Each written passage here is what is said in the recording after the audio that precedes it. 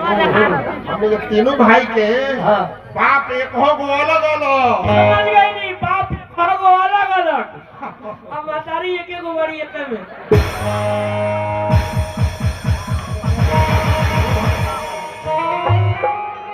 महाराज अपने के तरह कहो नहीं हमारे में खुशियां बनी